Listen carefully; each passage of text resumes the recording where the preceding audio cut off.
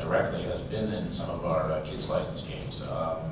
We had a very big, very large business doing Nickelodeon games, and what ended up happening is a lot of that stuff has moved online into web-based games at nick.com or something, and we had a concern that it might affect our overall sales because especially for a 4, 5, 6-year-old kid, if mom and dad can say go play the Flash game for 20 minutes and I don't have to spend $100 on a game, then they'll probably send them that way. And I think it has. I think everybody who's been in that kind of kids license business has known a bit of a downturn when it comes to that. But what I think it means is we're providing a $100 experience. It better be a damn good experience for them to get their money out. So it's actually made us sharpen our game in terms of what we have to deliver for that $60 to $100 that people are going to pay. Another question down the front, yeah. I just wanted to get back onto the R rating issue that you raised before. It seems like we're having something happen where a lot of really hardcore gamers are not really wanting to wait for the additional 6 to 8 months for the abridged version of the game to be released in Australia, and they're more likely to want to import that game so that they can have it in its proper format, which I'm sure probably has impact on the industry economy here as well. I just wanted to ask you guys if, in your experience, you've actually seen anything like this problem we're having before, and how you think it might eventuate. We had a pretty specific experience with a 50-cent game that we did, more so in Germany.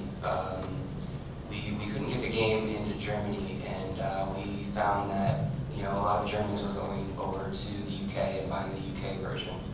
And there's certainly probably some black market games being sold. I'm not sure about Australia and how you get around it, but I think what we were talking about before, it's just building a relationship with the rating boards and trying to educate them a little bit on the games that we're making and educate ourselves as publishers and developers on what we need to do so that we can get full distribution.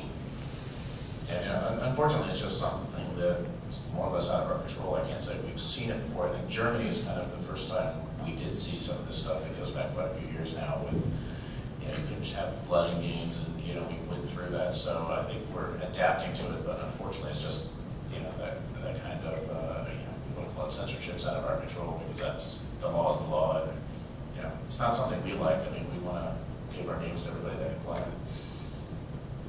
Probably just expanding on that a little bit. I mean, a lot of the time it's not just because there's no R18 rating that a game doesn't get released here for a significant amount of time.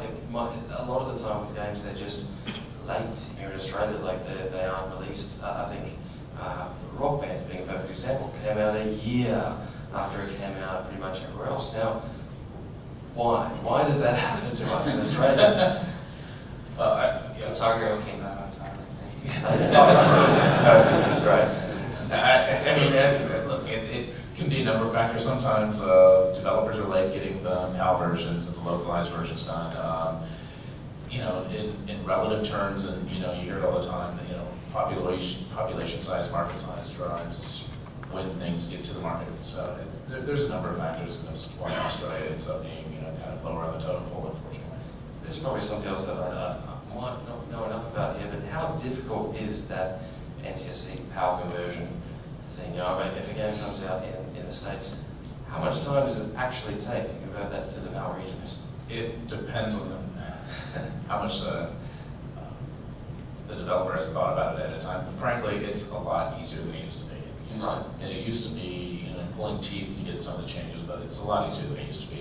It's actually fairly rare to have that as a delay in the schedule. There's usually a number of other reasons that drive some delays. And sometimes it can even be when your publishing operation thinks an ideal time to launch a game is, for, like certain, different sort of holiday periods or breaks, where publishers here in Australia say, hey, I want to hit X month because it's a much better time, whereas, we all know that it's kind of a common rule of thumb, like in Europe, you don't launch a game in August or, July, August, it's a dead time, and you get these kind of things that happen all the time. Yeah, I think it's pretty easy in terms of the conversion and development time. I think the only issue we run into is sometimes Sony America has different TRCs than Sony Europe, so you can actually pass in America and not pass in Europe, or vice versa. Right. And so that can delay one or the other. Yeah, I didn't think about the whole Sony Microsoft approval system sometimes because Microsoft's actually worldwide now, but Sony has 2 different approval cycles, and sometimes they can move games out and cause delays. Okay, fair enough. Questions? Good morning. My question has 2 parts. Firstly, I think myself and my peers share a desire to make new IP. I think we've typically in Australia we've done lots of licensed games. So that's a big thing. And my second part is, could you give us some ammo to help us help you get our games and our IPs and our ideas through to on the shelf? The second part is, I think we want to own the IP. Could you discuss about, or mention that, touch on that topic about the developers owning the IP? You're probably not going to own the IP. I'll be honest. Unless you're really funding it yourself, it's kind of, you know, we want to own it, we want to exploit it. We're putting the 15 to 20 million in development, we're putting the 15 to 20 million in marketing. Why would we move forward with it if we're not going to have ownership in it and be able to exploit it? We look at everything, especially original IP, as a franchise opportunity. So if you control that IP going forward, it's just a one-off for us. And investing that much money in a one-off opportunity just doesn't make sense. So we try to do some different things in terms of building a long-term relationship with the developer, where if it's successful, they'll develop, you know, the sequels and the iterations, or perhaps in some cases, if we don't exploit it, the rights could revert back to the developer. We certainly are willing to work with people because we do want them to feel that ownership in the franchise, and we look at it as a partnership, not as a employer-employee relationship. It's just difficult for, especially new developers to own IP. Somebody like Bungie and you know, Epic and those guys, they have a lot more leverage. So they're more likely to be able to have an ownership stake in the IP. Yeah, it's just, I think it's the reality of it. A large publisher like THQ, Activision, EA, Ubisoft, I mean, it's 9 times, if not 99 times out of 100, they're going to want ownership of the IP because of the investment they're making. I think the only way to get around it is to say it's either investing your own money to get it to a point where, you know, you're basically, say you have a finished DS game and you're basically looking for distribution, then you can usually have your IP ownership, but then you're probably going out and funding it a variety of different ways, whether it's through private capital or, you know, bank loans or friends or whatever. So it's, that in terms of ammo to, you know, come to publishers with new IP, like I said earlier, I think it's, you know, a great demo, you know, something that isn't just a 2-page, you know, brief on what the game is. A great demo, you know, pre-visualizations, anything you can do to showcase what the vision is. And, you know, my recommendation is always try to do, you know, one thing really, really well. Set yourself apart in one way. You know, don't give me the kitchen sink pitch. Don't give me, you know, it's going to be, as I think you said, you know, the RPG meets the Halo meets this. It just gets lost and nobody's going to get behind it. But if there's a clear, concise idea and you're doing one thing really well, like, hey, we're going to have the game that has the best physics in the world, and here's, you know, or destruction and some of these things, you know, it's something, if you can communicate it well to us, it helps us communicate it well to marketing, our executives, Walmart, I mean, all these people, so you need a clear vision.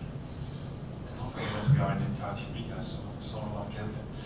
Storyline is important, but if your gameplay sucks, there's a little chance that you will stand from it. So that's one thing that you have to polish and to shine, to be on pitch, it has to be gameplay related. Yeah, actually, I agree completely. We see a lot of demos and a lot of pitches, and the focus is on technology and the graphics and bells and whistles. And at the end of the day, I want to be able to just pick up a controller and have fun with it. That's really the DNA of the game. That's what we're looking for. And I don't think enough attention is paid to that, especially early in the project. So I would suggest really focus on gameplay when you guys are going out to pitch to the publishers. Even if you don't have it there, an animatic or some sort of pre-visualization.